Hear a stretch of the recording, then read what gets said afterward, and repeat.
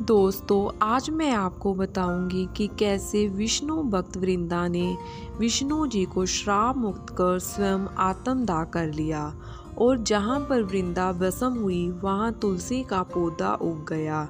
और भगवान विष्णु ने वृंदा से कहा, हे वृंदा, तुम अपने सतीत्व के कारण मुझे लक्ष्मी से भी अति प्रिय हो गई हो। अब तुम तुलसी के रूप में सदा मेरे साथ रहोगी। पुराने काल में एक लड़की थी जिसका नाम वृंदा था। राक्षस कुल में उसका जन्म हुआ था। वृंदा बचपन से ही भगवान विष्णु जी की परम भक्त थी। बड़े ही प्रेम से भगवान की पूजा किया करती थी। जब वह बड़ी हुई तो उनका विवाह राक्षस कुल में दानव राज जलंधर से हो गया। जलंधर समुंदर से उत्पन्न हुआ था। वृंदा बड़ी ही पतिव्रता स्त्री थी, सदा अपने पति की सेवा किया करती थी। एक बार देवताओं और दानवों में युद्ध हुआ। जब जलंधर युद्ध पर जाने लगे तो वृंदा ने कहा, स्वामी, आप युद्ध पर जा रहे हैं। आप जब तक युद्ध में रहेंगे मैं पूजा में बैठकर आपकी जीत के लिए अनुष्ठान करूंगी, और जब तक आप वापस नहीं आ जाते मैं अपना संकल्प नहीं छोड़ूंगी। जलंधर तो युद्ध में चले गए और वृंदा व्रत का संकल्प लेकर पूजा में बैठ गई।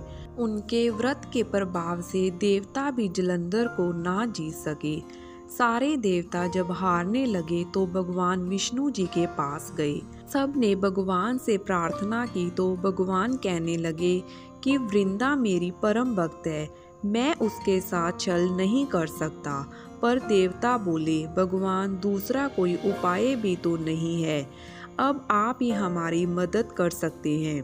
भगवान ने जलंधर का ही रूप रखा और वृंदा के महल में पहुंच गए।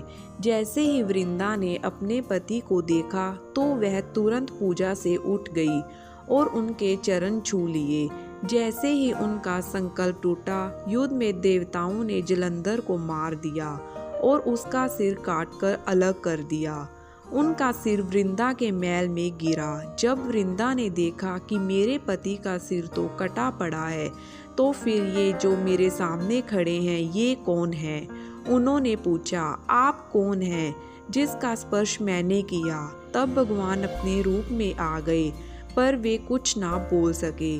वृंदा सारी बात समझ गई।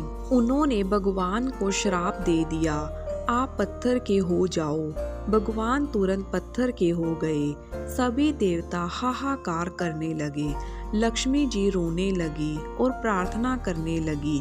तब वृंदा जी ने भगवान को वापस वैसा ही कर दिया और अपने पति का सिर लेकर वे सती हो गई।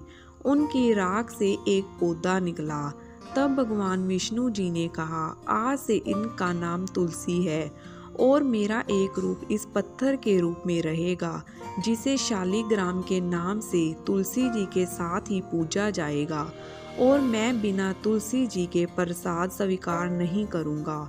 तब से तुलसी जी की पूजा सभी करने लगे और तुलसी जी का विवाह शालिग्राम जी के साथ कार्तिक मास में किया जाता है।